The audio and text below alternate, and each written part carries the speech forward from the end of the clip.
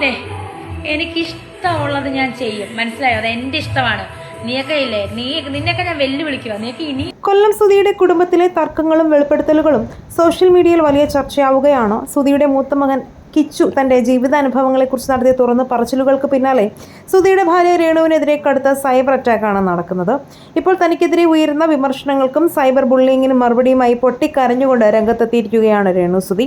Social മീഡിയയിലെ reaction വീഡിയോകളും കമൻറ്റുകളും നൽകുന്ന മാനസിക സമ്മർദ്ദം താങ്ങാനാകുന്നില്ല എന്നും താൻ ആത്മഹത്യയുടെ വക്കിലാണെന്നുമാണ് രേണു വീഡിയോയിലൂടെ പറഞ്ഞത്. എൻ്റെ ജീവിത അവസാനത്തെ ഉത്തരം ലഭിക്കട്ടെ എന്ന വികാരാധീനമായ ക്യാപ്ഷനോടെയാണ് താരം വീഡിയോ പോസ്റ്റ് ചെയ്തിരിക്കുന്നത്. ഫേസ്ബുക്കും ഇൻസ്റ്റയും ഒന്നും തുറക്കാൻ പറ്റുന്നില്ല. രേണു സുധി എന്ന കണ്ടന്റ് മാത്രമേ ഇവർക്കുള്ളൂ, വേറൊരു കണ്ടന്റുമില്ലേ. തുറക്കാൻ പറ്റാത്ത അവസ്ഥയായി. എന്നെ ബാധിക്കുന്ന കാര്യമല്ലെങ്കിൽ പോലും ചിലതൊക്കെ എന്നെ ബാധിക്കും. കാരണം ഞാനും ഫേസ്ബുക്കിൽ വീഡിയോകൾ എന്തെങ്കിലും കാണാനായി നോക്കാറുണ്ട്.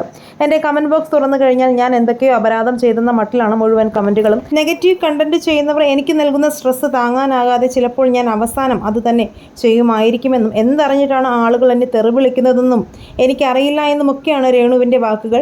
കഴിഞ്ഞ ദിവസമാണ് കൊല്ലം സുധിയുടെ ആദ്യ വിവാഹത്തിലെ മകൻ രാഹുൽ എന്ന് പറയുന്ന കിച്ചു അച്ഛൻ്റെ മരണശേഷം താൻ അനുഭവിച്ച ഒറ്റപ്പെടലിനെ കുറിച്ച് വീഡിയോ പങ്കുവച്ചത്. രേണു വന്ന ശേഷം അച്ഛനുമായി അടുക്കാൻ സാധിച്ചില്ലെന്നും മാനസിക വിഷമം മൂലം ലഹരി ഉപയോഗത്തിലേക്ക് തിരിഞ്ഞുവെന്നും പറഞ്ഞിരുന്നു.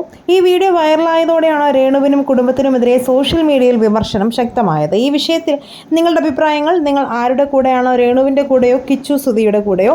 കമൻറ്റ് ചെയ്യുക. വീഡിയോ ലൈക്ക്, ഷെയർ ചെയ്യാനും ചാനൽ സബ്സ്ക്രൈബ് ചെയ്ത് സപ്പോർട്ട് ചെയ്യാനും മറക്കല്ലേ ഫ്രണ്ട്സ്.